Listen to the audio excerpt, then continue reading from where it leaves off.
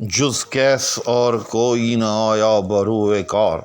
صحرا مگر بتنگ یہ چشم حسود تھا۔ السلام علیکم ناظرین، آپ سمجھ گئے ہوں گے کہ آج میں نے غالب کی کون سی غزل جو ہے آپ کے لیے منتخب کی ہے۔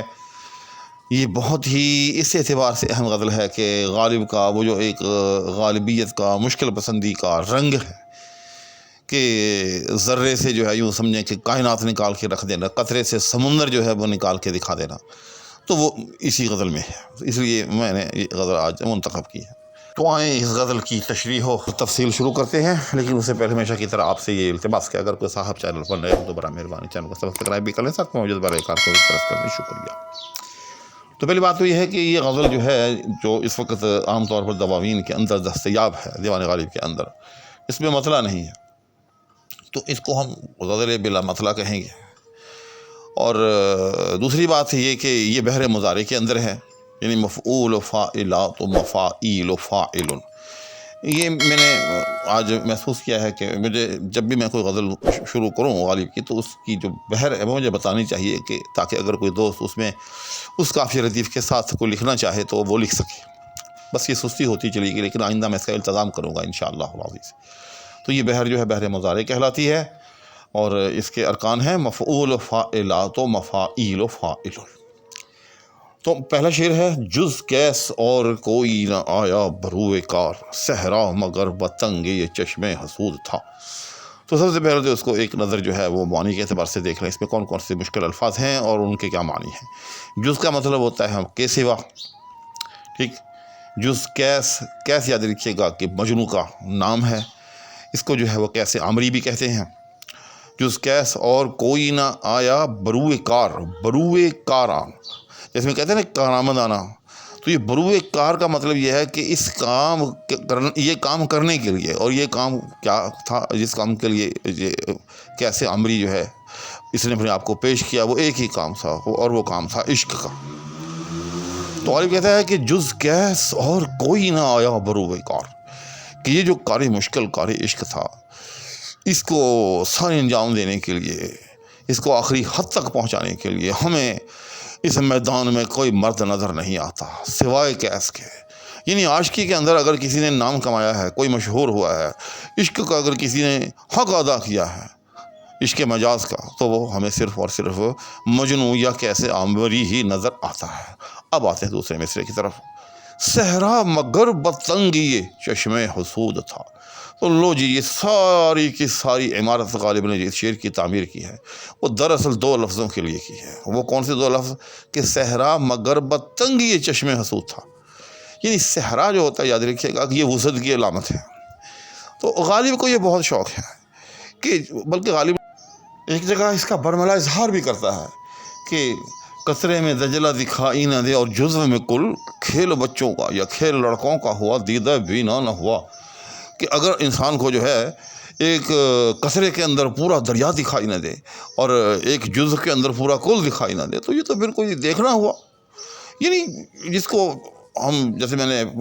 غالباً پچھلی کسی ویڈیو میں عرض کیا کہ ایک مبالغہ ہوتا ہے، پھر اس کے بعد غلو ہوتا ہے، پھر اس کے بعد اغراق ہوتا ہے۔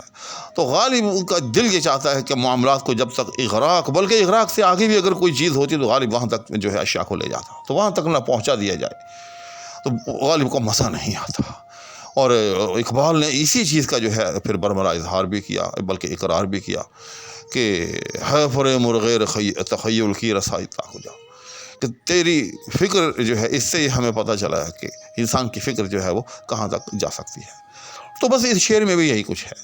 پہلے اس کو سمجھنے کے لیے، اس نقطہ کو سمجھنے کے لیے اس مصرعے کا مطلب سمجھ لیں، اور بلکہ اس پورے شعر کا مطلب۔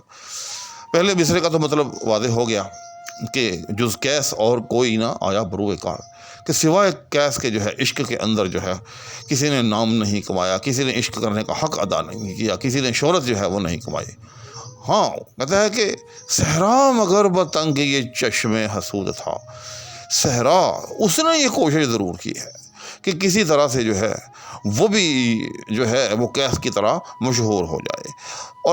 اور ایسا غالب نے کیوں کہا یا یہ مضمون کہاں سے نکالا؟ کیونکہ یاد رکھیے گا کہ جہاں بھی کیس کا تذکرہ ہوتا ہے، جہاں بھی مجنوں کا تذکرہ ہوتا ہے، تو ساتھ میں جو ہے وہ جنگل یا صحرا کا تذکرہ ضرور ہوتا ہے۔ مجنوں جو مر گیا ہے تو جنگل اداس ہے، غالباً یہ بھی غالب کا یہی مصرع ہے۔ تو جہاں بھی مجنوں کا تذکرہ ہوتا ہے ساتھ میں صحرا کا جو سمجھنے کا تذکرہ ضرور ہوتا ہے۔ تو اس سے غالباً نے یہ جو ہے مضمون کشید کیا ہے کہ شہرت جو ہے یا پھر جو ہے مجنوں نے حاصل کی ہے یا پھر جو ہے وہ صحرا نے حاصل کی ہے۔ لیکن صحرا کی اس شہرت کو غالباً نے رنگ کیا دیا، کیا نقطہ نکالا ہے، سمجھنے کے لائق ہے۔ میں سمجھتا ہوں کوشش کرو اٹھیں گے کہ جو بھی اہل علم اور اہل ادب لوگ ہیں جو اس شوق کے حامل لوگ ہیں، اور کہتے ہیں کہ صحرا مگر صحرا کو یہ شہرت ضرور حاصل ہوئی ہے، لیکن کیسے؟ بتنگی چشم حسود تھا،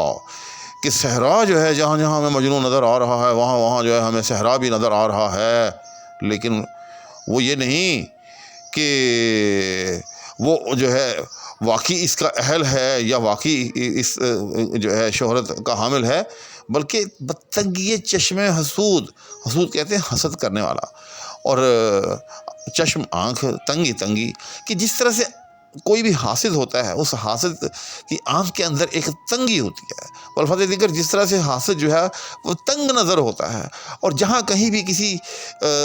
یعنی اس کو جو اس کا محسود ہوتا ہے جس کے ساتھ وہ حسد کرتا ہے، جہاں کہیں بھی اس کا تذکرہ ہو تو حاسد جو ہے وہیں پہنچ جاتا ہے، یا اس کا کسی نہ کسی حوالے سے وہ تذکرہ کرتا ہے، لیکن اس کے تذکرے کا رخ جو ہے وہ اور ہوتا ہے، وہ اس کی کوئی تعریف یا تحسین نہیں کرتا، بلکہ جو ہے وہ اپنی جلی کٹھی جو ہے وہ سنانے کے لیے اپنے یوں سمجھ لیں کہ اپنے اندر کا جو غبار ہے یا اپنے اندر کا جو جلاپا ہے اس کو ظاہر کرنے کے لیے جو ہے وہ وہاں آ پہنچتا ہے۔ تو غالب کہتا ہے کہ بس صحرا کا بھی یہی حال ہے کہ صحرا مگر بتنگی یہ چشم حسود تھا، کہ صحرا کی آنکھ کے اندر یعنی صحرا کا جو رویہ ہے وہ ایسا ہی ہے کہ جس طرح سے کسی حاسد کا رویہ ہوتا ہے، یعنی جس طرح سے کوئی حاسد تنگ نظر ہوتا ہے اور تنگ نظری کی وجہ سے وہ حاسد جو ہے اپنے اندر کا جلاپا اور اپنے اندر کی تنگی کو جو ہے وہ ظاہر کرتا ہے، تو بس صحرا بھی جو ہے وہ ساتھ جو ہے وہ ہمیں مجنوں کے نظر آ رہا ہے، اور جہاں مجنوں کا تذکرہ ہوتا ہے وہاں ہمیں صحرا کا تذکرہ بھی جو ہے ہمیں ملتا ہے، اور یہ اس وجہ سے ہے کہ صحرا کو حسد ہو گیا ہے مجنوں کے ساتھ کہ ہائے مجنوں جو ہے اتنے شہرت کا کیوں حامل ہو گیا ہے، لہٰذا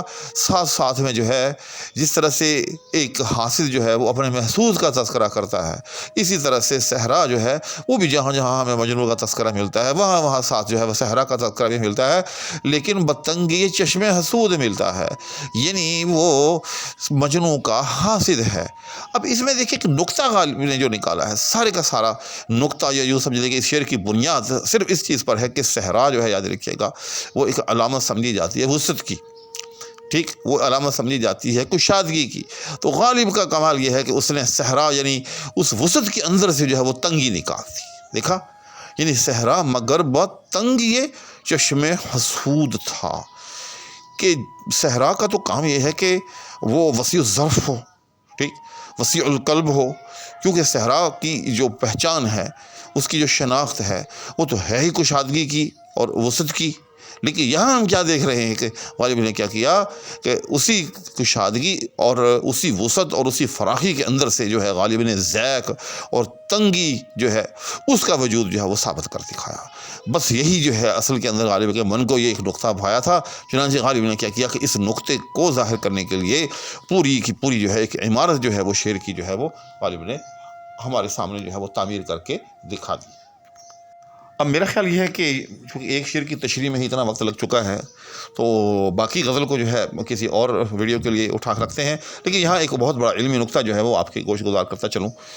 کہ یاد رکھیے گا کہ یہ جو فعول کا وزن ہے، یعنی یہاں جو لفظ حسود ہے فعول کے وزن پر ہے، اس کی 2 ڈائمینشنز ہوتی ہیں عربی کے اندر، یہ واحد جمع کے لیے بھی استعمال ہوتا ہے اور یاد رکھیے گا کہ یہ مبالغہ کے لیے بھی استعمال ہوتا ہے۔ میں آپ کو مثال دوں گا، جیسے قلب اور قلوب، ٹھیک، قلب اور قلوب، لیکن ان میں تھوڑا سا فرق ہے، یاد رکھیے گا، کاف جو قلوب کے اس کے اوپر پیش ہے، یہاں جو حسد ہے جو حسود ہے یہاں ہے کے اوپر زبر ہے، یا یوں بھی کہہ سکتے ہیں کہ ایک فعول ہے ایک فعول ہے، لیکن یہ بہت باریک سا فرق ہے۔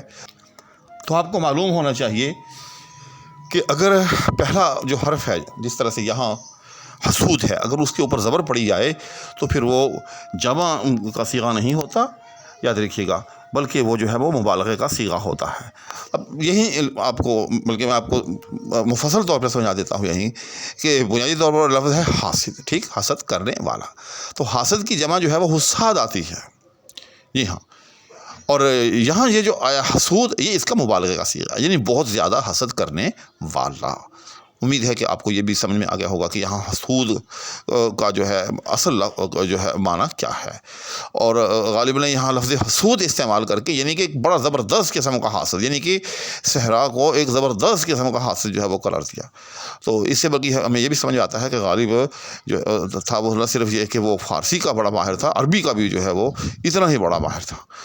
تو آج کی ویڈیو میرے خیال ہے یہیں پر اختتام کرتے ہیں، دعاؤں کی درخواست کیا ہو رہا ہے، اجازت چاہوں گا، اللہ حافظ۔